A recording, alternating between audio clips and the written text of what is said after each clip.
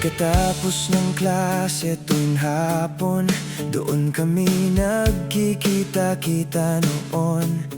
Sa waiting shed napupas ang pintura, pero puno ng mga pangarap at tawanan.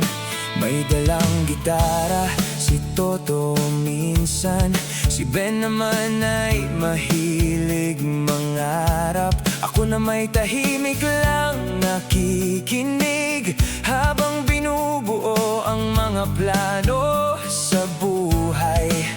May mga kwentong paulit-ulit, mga biro na kami lang ang nakakaalam, at mga problemang parang napakabigat, pero gumagaan kapag magkakasama. Habang dumaraan ang mga sasakyan, pinag-uusapan namin ang hinaharap. Parang napakalayo pa ng bukas, at napakahaba pa ng panahon. Sa waiting shed ng aming kabataan, doon unang natutong mangarap, doon unang natutong masaktan, at muling bumangon kapag nabigo. Sa waiting shed ng aming kabataan, may mga pangakong isinulat sa hangin. Kahit saan man kami dalhin ng buhay, bahagi namin ang lugar na yon. May nagsabing magiging sundalo, may gustong maging piloto balang araw. May mga ngahas magtayo ng negosyo, at may gustong maglakbay sa buong mundo. May mga unang pag-ibig din doon, mga lihim na pangalan sa kuwaderno, mga titig na hindi masabi-sabi, at mga pusong natutong tumibok. Kapag umuulan ay nagsisiksikan, habang pinapanood ang patak ng ulan, at kapag maliwanag ang kalangitan, mga bituin naman ang binibilang. Akala namin hindi kami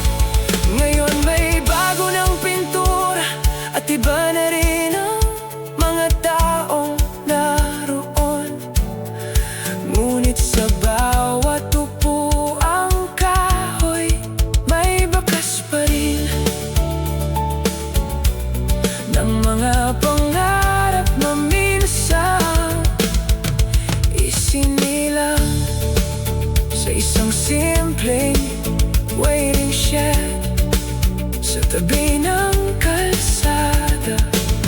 At sa bawat